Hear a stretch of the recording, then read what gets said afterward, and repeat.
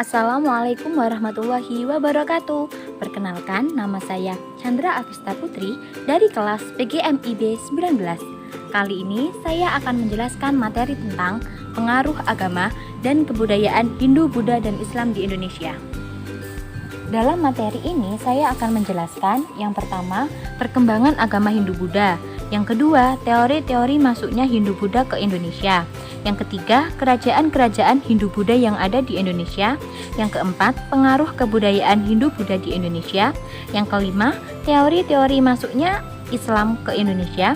Yang keenam, kerajaan-kerajaan Islam yang ada di Indonesia. Dan yang ketujuh adalah perubahan kebudayaan masyarakat Indonesia setelah datangnya Islam. Nah, sekarang apa sih pentingnya kita belajar materi ini? Pentingnya kita belajar materi ini adalah yang pertama, kita mengetahui perkembangan agama Hindu-Buddha. Yang kedua, kita mengetahui teori-teori masuknya Hindu-Buddha ke Indonesia. Yang ketiga, kita mengetahui kerajaan-kerajaan Hindu-Buddha yang ada di Indonesia. Yang keempat, kita mengetahui pengaruh kebudayaan Hindu-Buddha di Indonesia. Yang kelima, kita mengetahui teori-teori masuknya Islam ke Indonesia. Yang keenam, kita mengetahui kerajaan-kerajaan Islam yang ada di Indonesia. Dan yang ketujuh adalah kita mengetahui perubahan kebudayaan masyarakat Indonesia setelah datangnya Islam. Selanjutnya yaitu yang pertama, perkembangan agama Hindu-Buddha. Ribuan tahun sebelum Masehi, negara India mempunyai kebudayaan yang sangat besar di lembah Sungai Indus. Di daerah tersebut terdapat dua kota kuno, yaitu Mohenjo-daro dan Harappa, dan dari sinilah kebudayaan berasal. Sekitar tahun 1500 sebelum Masehi, datanglah bangsa Arya dari Asia Tenggara ke lembah Sungai Indus. Agama Hindu merupakan perkembangan dari agama Weda yang didasarkan oleh paham Brahmanisme, dan menurut beberapa ahli, ada perpaduan antara agama Weda dan Buddhanisme. Agama Hindu mempunyai sifat politeisme, yaitu kepercayaan kepada beberapa dewa. Ada 3 dewa utama yang selalu dipuja oleh agama Hindu, yaitu yang pertama Dewa Brahmana sebagai dewa pencipta, yang kedua Dewa Wisnu sebagai dewa pelindung, dan yang ketiga adalah Dewa Siwa sebagai dewa pembinasa. Dewa-dewa tersebut disebut dengan Trimurti. Selain itu, agama Hindu mempunyai kitab, yaitu Weda. Selain kitab Weda, ada 2 kitab lainnya, yaitu Brahmana dan Upanishad. Selanjutnya yaitu pembagian kitab Weda.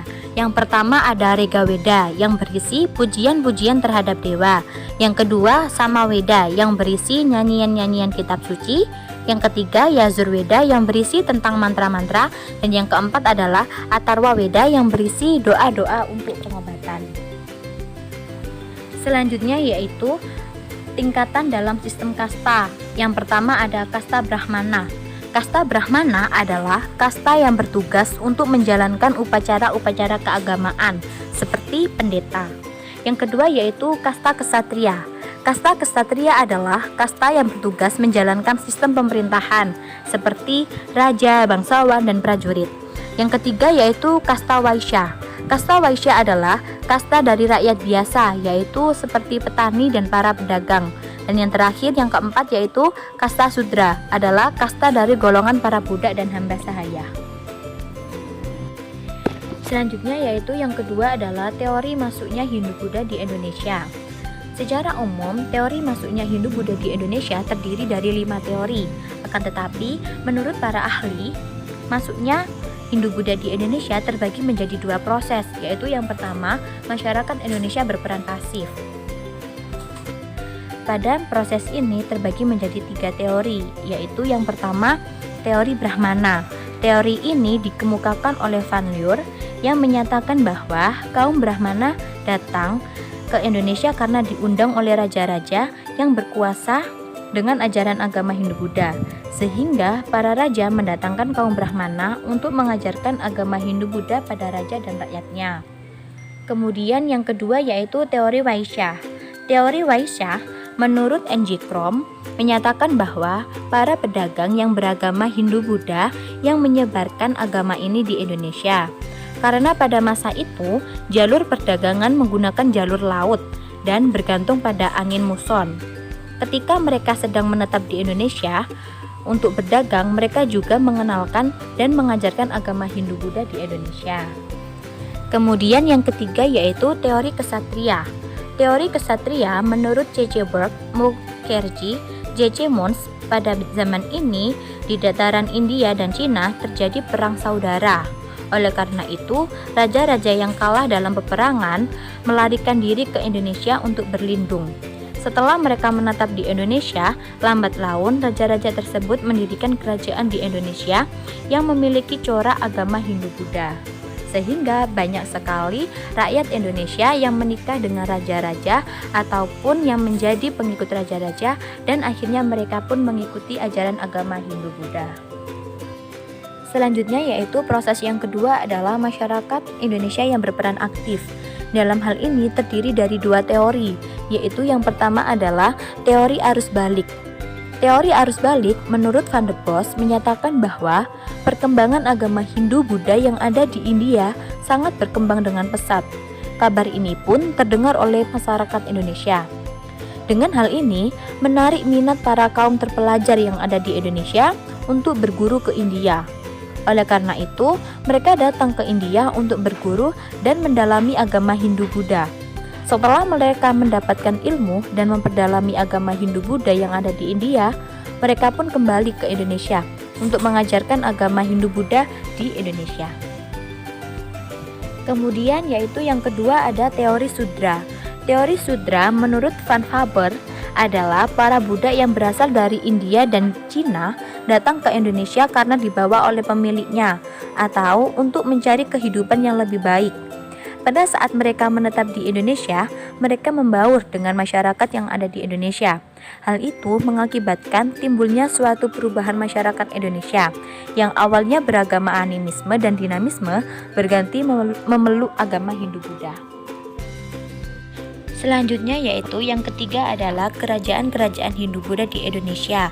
Di antaranya adalah ada Kerajaan Kutai dan Tarumanegara, ada Kerajaan Sriwijaya, ada Kerajaan Mataram Hindu, ada Kerajaan Kediri dan Jenggala, ada Kerajaan Singosari, dan ada Kerajaan Majapahit. Kemudian yang keempat adalah pengaruh kebudayaan Hindu-Buddha di Indonesia. Pengaruh kebudayaan ini dibagi menjadi dua, yaitu yang pertama adalah pengaruh secara fisik dan yang kedua adalah pengaruh secara non-fisik.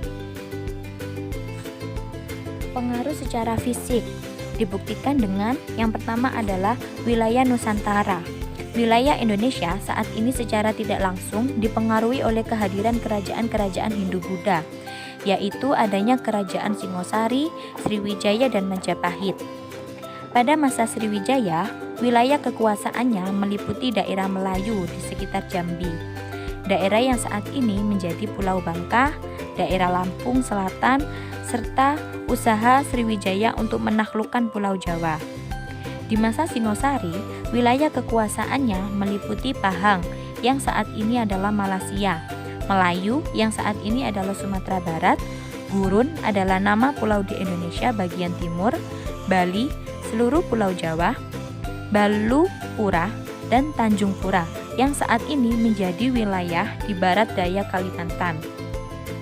Selain itu juga, peradaban Majapahit yang lebih maju dalam perniagaan dan seni serta wilayah kekuasaan yang luas mengantarkan menjadi salah satu kerajaan besar yang pernah ada di Asia Tenggara, sehingga kerajaan maritim Hindu-Buddha memiliki pengaruh yang luas karena tidak terbatas hanya di daratan saja, sehingga dapat melakukan penjelajahan mengarungi lautan untuk menyebarluaskan pengaruh bidang politik, ekonomi, dan budaya. Selanjutnya yang kedua adalah bidang arsitektur. Salah satu pengaruh yang masih bertahan hingga saat ini adalah arsitektur pada bangunan di masa lalu yang masih banyak digunakan pada masa ini. Beberapa bagian bangunan yang terpengaruh adalah pembagian bangunan dan halaman, atap bangunan, dan gapura. Pertama adalah bagian bangunan. Candi terdiri dari 3 bagian utama, yaitu yang pertama Burloka, yaitu dunia manusia, Bufarloka, yaitu dunia orang-orang yang tersucikan, dan Safarloka, yaitu dunianya para dewa. Konsep ini kemudian diadaptasi pada saat kamu lihat pada rumah-rumah tradisional di Bali, yang biasanya rumah tradisional di Bali memiliki halaman yang luas dan dibagi ke dalam 3 bagian tersebut, seperti bangunan rumah yang terdiri dari bagian utama atau bagian atas bangunan. Yang kedua adalah bagian madya, yaitu badan bangunan, dan yang ketiga adalah nista, yaitu kaki bangunan. Bukan hanya itu, pengaruh arsitektur ini juga mempengaruhi bangunan masjid, seperti Masjid Agung di Demak yang menggunakan atap tumpang seperti pada pura. Ada juga Masjid Kudus yang dibangun oleh Sunan Kudus pada tahun 1549 Masehi, di mana masjid ini memiliki arsitektur seperti bangunan pura, dan juga pada bagian gerbangnya memiliki bentuk gapura jenis candi bentar. Selanjutnya yaitu yang kedua adalah pengaruh secara non-fisik.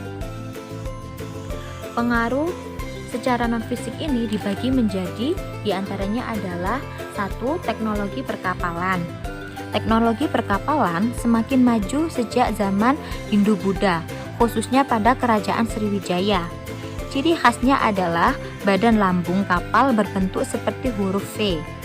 Ciri khas lainnya adalah bentuk haluan dan buritan yang simetris, tidak ada sekat kedap air di bagian lambungnya, tidak menggunakan paku besi dalam pembuatannya, serta kemudi berganda di kiri dan kanan buritan. Bentuk kapal pada masa Hindu-Buddha berdasarkan relief yang ada di Candi Borobudur. Kemudian yang kedua yaitu navigasi pelayaran. Pelayaran bangsa Indonesia pada masa kuno bergantung pada sistem angin musim. Pengetahuan tentang angin darat dan angin laut penting sekali bagi para pelaut. Untuk mengetahui arah angin pada siang hari, para pelaut memanfaatkan matahari, lalu pada malam hari mereka menggunakan letak kelompok bintang tertentu di langit, seperti bintang mayang, bintang biduk, dan sebagainya. Kemudian yang ketiga yaitu sistem pendidikan. Banyak sekali kita menemukan sekolah yang memiliki asrama. Itu adalah salah satu warisan masa klasik, yaitu kerajaan yang terkenal dengan pendidikan agama Buddhanya dan memiliki asrama adalah Kerajaan Sriwijaya. Pada saat itu, kerajaan memiliki asrama atau yang disebut dengan mandala sebagai tempat untuk belajar ilmu keagamaan dan ilmu-ilmu lainnya. Asrama biasanya terletak di sekitar kompleks candi dan digunakan oleh para murid untuk tempat tinggal. Nah, asrama ini akhirnya sampai sekarang menjadi kebudayaan agama Islam, yaitu berubah menjadi asrama atau pondok pesantren, di mana digunakan untuk belajar ilmu-ilmu agama dan juga sebagai menetapnya para mahasiswa atau siswa yang sedang menuntut ilmu. Selanjutnya yaitu yang keempat adalah bahasa dan sistem aksara, di mana bahasa Indonesia menyerap dari bahasa Sanskerta seperti Eka, Dwi, dan Tri yang berarti 1, 2, 3. Dan yang kelima yaitu upacara atau tradisi, di mana pengaruh Hindu-Buddha yang masih sampai sekarang dilaksanakan adalah upacara ngaben yang ada di Bali, yaitu upacara pembakaran mayat dan membuang abu mayat tersebut ke lautan yang bertujuan untuk melepaskan roh dari sifat keduniawian sehingga bisa menyatu dengan Sang Pencipta. Selanjutnya yaitu yang kelima adalah teori-teori masuknya Islam ke Indonesia. Yang pertama ada teori Gujarat. Teori ini menyatakan bahwa Islam masuk ke Indonesia pada abad ke-13 Masehi yang dibawa oleh pedagang asal Gujarat, India. Bisa dikatakan karena hubungan dagang antara India dan Indonesia sangat erat. Jadi bukan tidak mungkin jika agama Islam masuk melalui jalur perdagangan antara India dan Indonesia.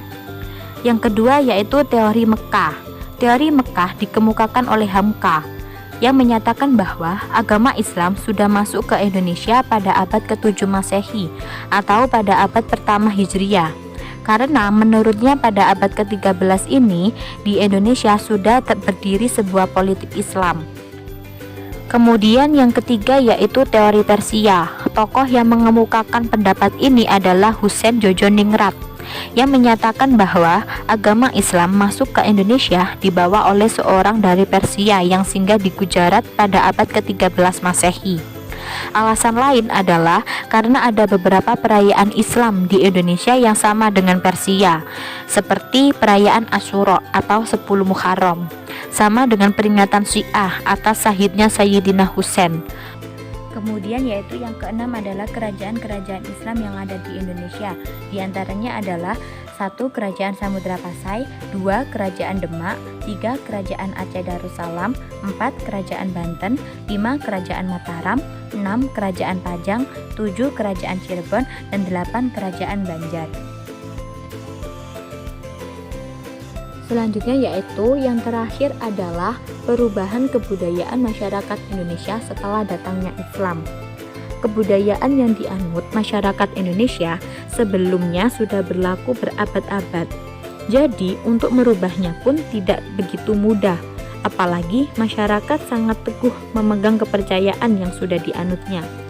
Namun agama Islam datang dengan membawa perdamaian dan melakukan pendekatan secara halus sedikit demi sedikit, sehingga perlahan masyarakat Indonesia mulai bisa menerima ajaran baru, namun tetap mempertahankan nilai budaya yang sudah ada.